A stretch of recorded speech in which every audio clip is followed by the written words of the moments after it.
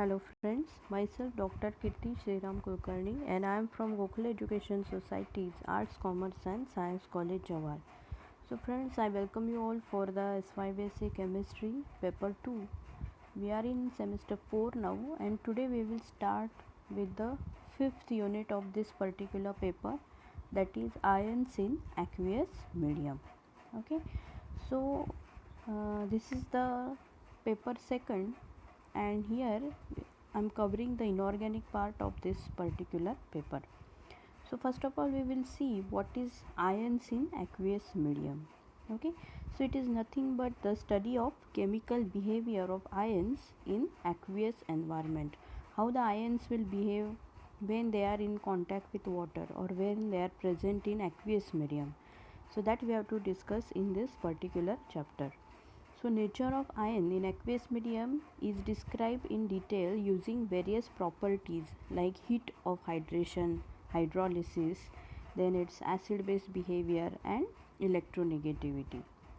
So for that we have to consider what is basically nature of ions. Okay, so for that various concepts are given like Bronsted-Lowry concept or Lewis concept of acid and base. Okay, so basically according to Bronsted and Lowry concept, the acid is nothing but a proton donor, right? The one which will donate proton in aqueous medium is called as acid. Okay, and what is base? Base is the one which will accept that proton. तो acid हम किस चीज़ को कहेंगे, जो पानी में जाते ही या एक्वियस मीडियम में प्रोटॉन डोनेट करता है, उसके पास जो प्रोटॉन होता है उसे वो पानी में डोनेट करता है, and the base is the one which will accept this proton. So for example we will consider HCl.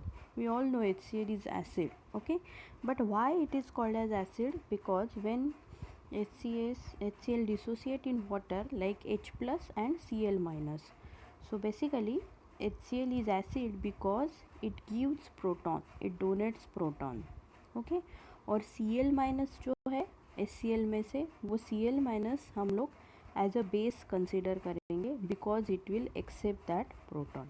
Okay, then according to the basis of Bronsted-Lowry concept, we can say that acid and bases may be cationic and anionic. दोनों जो species है वो कैसे होते हैं?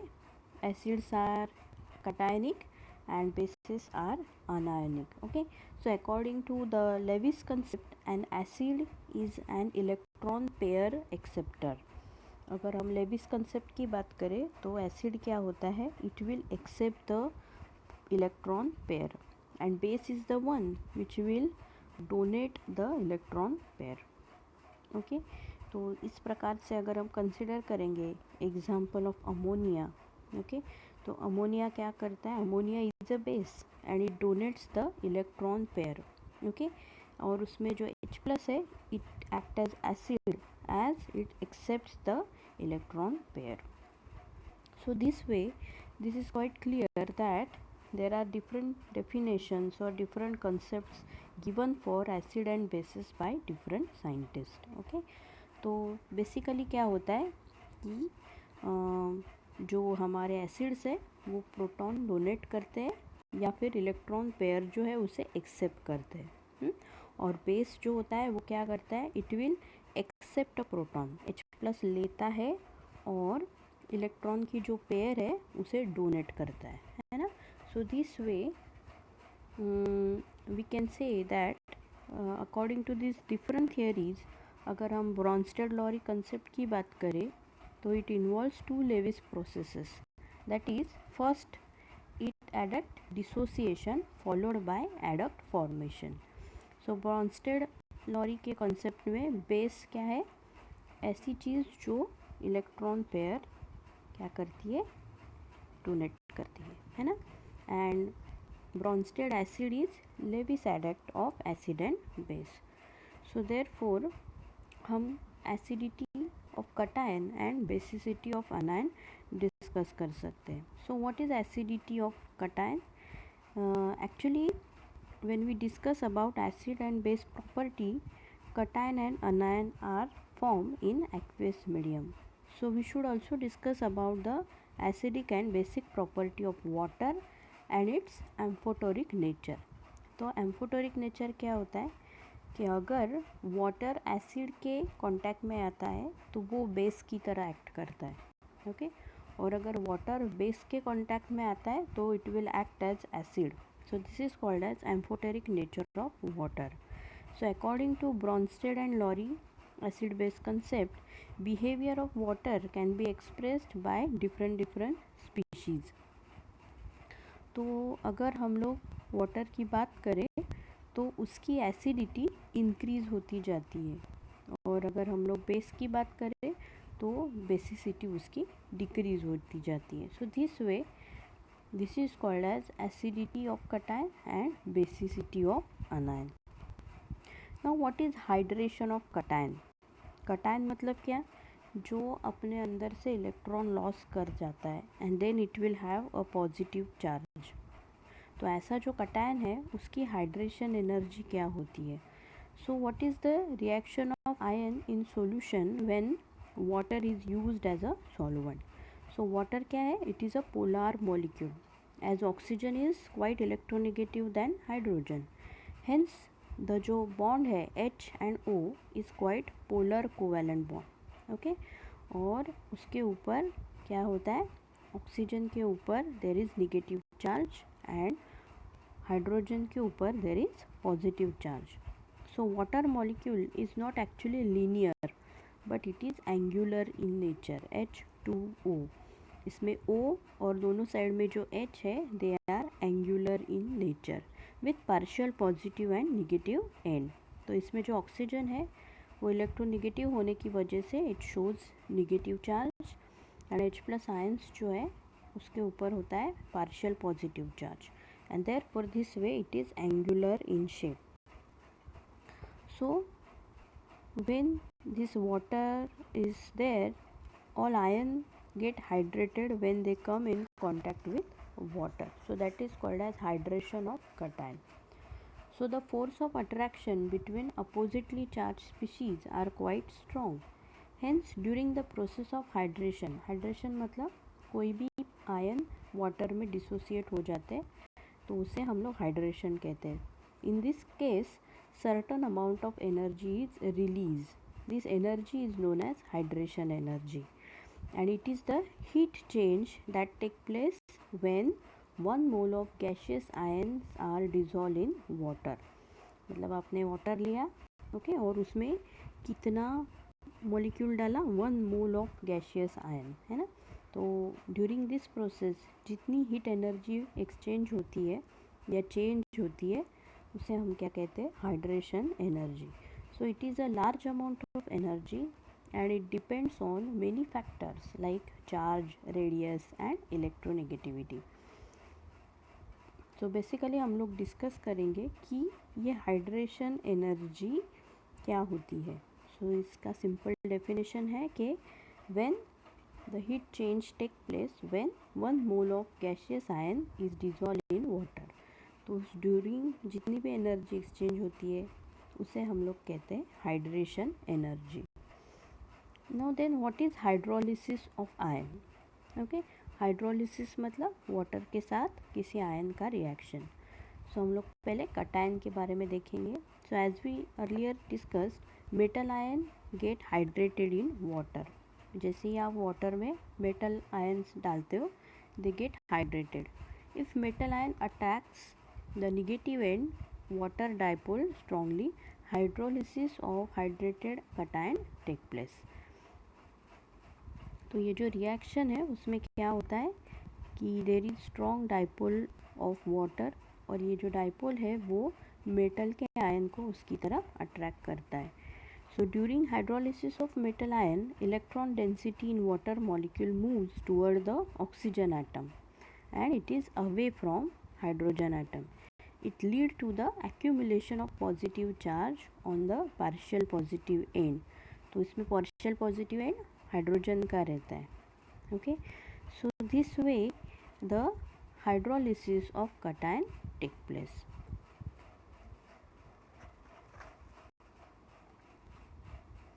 फिर हम लोग क्या डिस्कस करेंगे? What is predominance diagram. Okay, so a predominance diagram is nothing but it is a diagram which shows a solution at given pH. तो कोई भी सॉल्यूशन अलग अलग pH पे किस तरीके से एग्जिस्ट करता है उसके बारे में हमें प्रीडोमिनेंस डायग्राम इंफॉर्मेशन देती है. सो अ प्रीडोमिनेंस डायग्राम सपोर्ट और purposes to the condition of concentration and pH where a chemical species has the highest concentration in solution in which there are multiple acid and base equilibria. Okay, or it is the line on a predominance diagram which indicate where adjacent species have the same concentration. मतलब जो species पानी में डाली है वो acid और base का equilibria हम लोगों को दिखाती है. So that is about the predominance diagram. So it is nothing but the diagram which will give you the information about a solution at given pH. Okay, so basically ये क्या दिखाना चाहता है कि what is the relation between acidity, okay, and the other factors. तो पहला factor जो है it is about charge to radius ratio and acidity. So we will discuss about the relationship between charge to radius ratio and acidity. So it is observed that when there is higher the charge to radius ratio, the ions are more acidic. Okay, जो cation है positively charge ion है वो ज़्यादा से ज़्यादा हम लोगों को एसिडिक मिलते हैं. So basically acidity of cation, okay, it depends upon charge, size and electronegativity of that particular cation. So this can be explained in this way that जैसे जैसे चार्ज टू रेडियस का जो रेशो है वो बढ़ता है उस तरीके से जो कटायन की एसिडिटी है वो भी बढ़ती जाती है. So higher the charge to radius ratio more acidic is the cation. Okay, so दूसरा फैक्टर जो है दैट इज़ इलेक्ट्रोनेगेटिविटी. ये जो एसिडिटी है कटायन की उसके ऊपर इलेक्ट्रोनेगेटिविटी कैसे इफ़ेक्ट करती है. If electronegativity of cation is more than 1.5 then they are more acidic than even the metal having same charge and radius.